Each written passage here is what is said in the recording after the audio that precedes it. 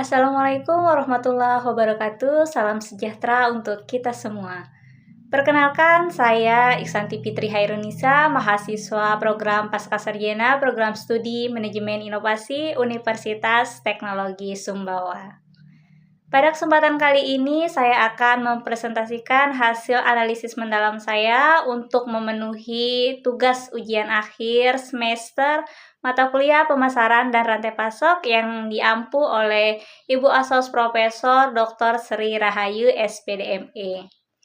Adapun tema yang saya angkat pada proyek video individu kali ini ialah strategi pemasaran dan perbaikan rantai pasok untuk meningkatkan daya saing UMKM di era digital.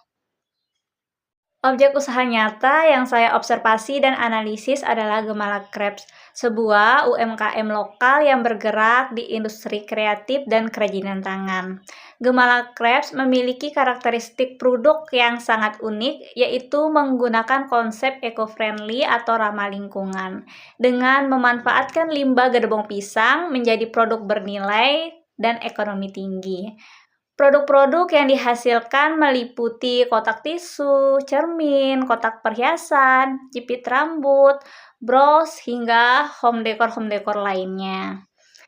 Nah, selain produk berbahan dasar gedebong pisang, Gemala Crepes juga menyediakan berbagai produk komplementer untuk menangkap peluang pasar musiman, seperti berbagai jenis buket, mulai dari buket bunga, buket snack, buket uang, dan lain sebagainya sesuai dengan pesanan dari masing-masing konsumen. Sekarang mari kita evaluasi kondisi strategi pemasaran yang saat ini diterapkan oleh Gemala Crepes menggunakan konsep bauran pemasaran atau marketing mix dan konsep STP. Pertama, dari aspek produk, Gemala Crepes memiliki keunggulan kompetitif yang kuat pada nilai keunikan produk kerajinan limbahnya. Namun, sifat dari produk kerajinan ini adalah pembelian yang tidak rutin. Untuk menyiasatinya, mereka menyediakan produk buket yang permintaannya cukup tinggi pada momen-momen tertentu seperti pada saat wisuda, hari guru, hari ibu, atau hari raya lainnya. Yang kedua, aspek price atau harga. Penentuan harga didasarkan pada tingkat kerumitan pembuatan manual dan biaya bahan baku pelengkapnya. Harganya relatif terjangkau bagi kantong masyarakat lokal dan mahasiswa yang memang mereka menjadi target pasar utama dari Gemala Crepes itu sendiri. Yang ketiga yaitu aspek place atau tempat. Saluran distribusi Gemala Crepes saat ini masih bersifat sangat lokal dan terbatas di lingkungan sekitar tempat tinggal pemilik usaha, karena memang ini masih merupakan skala usaha rumahan. Yang keempat yaitu aspek promotion atau promosi. Berdasarkan hasil observasi yang saya lakukan, aktivitas promosi dan pemasaran digital pada Gemala Crepes masih kurang efektif dan kurang konsisten. Penjualan sebagian besar masih mengandalkan pemasaran tradisional dari mulut ke mulut atau unggahan media sosial yang tidak terjadwal dengan baik. Secara keseluruhan dari sisi STP, segmentation, targeting, positioning yang ingin dibangun oleh Gemala Crepes sebenarnya adalah penyedia kerajinan tangan yang estetik serta ramah lingkungan. Target pasarnya adalah masyarakat umum, remaja, serta mahasiswa. Namun potensi besar dari positioning ini belum tergali maksimal karena strategi pemasaran digitalnya belum dioptimalkan secara konsisten. Selanjutnya, mari kita bedah bagaimana alur manajemen rantai pasok atau supply chain mapping dari Gemala Crepes, mulai dari hulu hingga hilir, yaitu dari pengadaan bahan hingga sampai ke tangan konsumen akhir. Alur rantai pasok Gemala Crepes terbagi menjadi beberapa tahapan penting. Tahapan pertama adalah pemasok atau supplier. Hal yang menarik di sini adalah Gemala Crepes tidak mengeluarkan biaya sepeser pun untuk membeli bahan baku utama berupa kedobong pisang. Pemilik memanfaatkan kedobong pisang dari lahan milik pribadi, halaman tetangga, serta keluarga sekitar tanpa sistem beli. Tahap kedua adalah pengolahan bahan baku. Setelah kedobong pisang diambil, dilakukan proses produksi awal yang sepenuhnya dilakukan secara manual. Proses ini meliputi penjemuran di bawah terik matahari langsung. Setelah kering, bahan akan disortir kembali berdasarkan kualitasnya, dibersihkan dari kotoran dan dikikis hingga halus agar siap untuk dibentuk. Tahapan ketiga adalah proses manufaktur atau produksi akhir. Nah, pada tahap ini, kedobong pisang yang sudah siap diolah kemudian dirangkai secara manual menjadi kotak tisu, cermin, jepit rambut, atau dirakit bersama bahan pelengkap menjadi buket sesuai pesanan konsumen. Nah, adapun tahapan yang keempat adalah penyimpanan. Nah, karena modal yang terbatas, pengelolaan penyediaan produk jadi cenderung minim. Produk biasanya dibuat berdasarkan sistem pesanan atau made to order untuk produk buket, sedangkan untuk produk kerajinan kedobong pisang disimpan dalam jumlah kecil di galeri rumah. Untuk tahap yang kelima adalah distribusi ke konsumen akhir.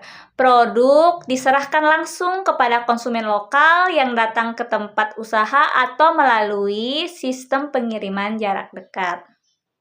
Berdasarkan hasil analisis bauran pemasaran dan pemetaan rantai pasok tadi, saya mengidentifikasi beberapa kendala dan permasalahan kritis yang menjadi penghambat pertumbuhan daya saing Gamalak Crepes.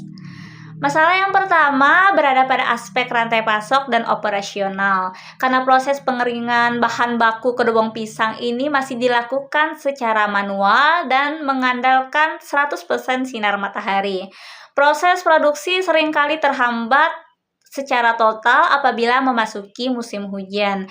Hal ini menyebabkan ketidakpastian waktu produksi, resiko keterlambatan pengiriman pesanan, serta pengelolaan persediaan bahan baku yang kurang efektif dan rentan terhadap perubahan cuaca. Masalah kedua berada pada aspek pemasaran.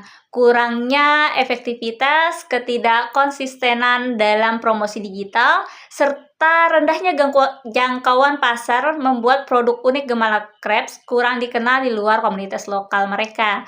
Potensi pasar eco-friendly di era digital yang sangat luas saat ini belum mampu dijangkau oleh pelaku usaha.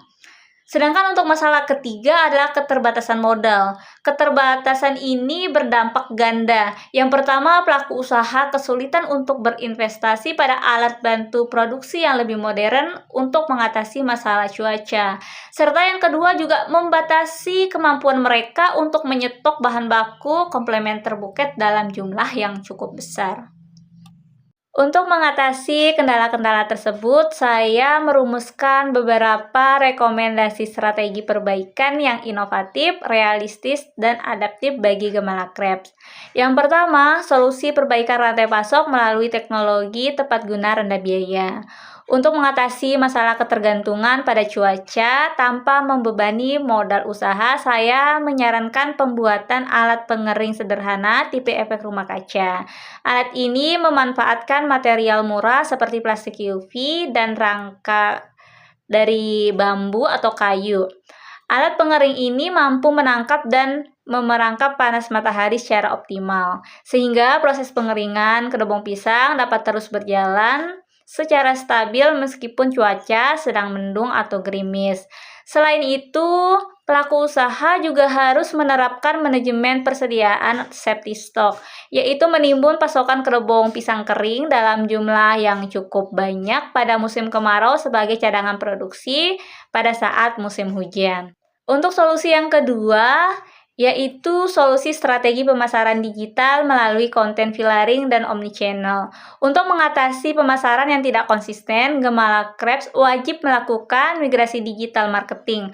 Solusinya adalah membuka toko resmi marketplace seperti Shopee atau Tokopedia untuk memperluas jangkauan pasar hingga ke tingkat nasional. Selain untuk menekan biaya promosi, pelaku usaha dapat menerapkan strategi konten kreatif berbasis konten pillaring di TikTok dan Instagram Reels. Konten yang dibuat tidak boleh hanya sekedar menampilkan gambar produk yang sudah jadi, melainkan mengedepankan video proses pembuatan atau behind the scenes-nya. Memperlihatkan bagaimana limbah gedebong pisang diolah secara estetik menjadi barang mewah adalah jenis konten yang sangat disukai oleh algoritma media sosial saat ini. Ini akan membantu membangun kesadaran merek atau brand awareness secara organik tanpa memerlukan biaya iklan yang cukup besar. Apabila rekomendasi strategi perbaikan rantai pasok dan pemasaran digital ini diimplementasikan dengan baik oleh Gamala Crepes, berikut adalah beberapa prediksi hasil dan dampak positif yang akan diperoleh oleh Gamala Crepes.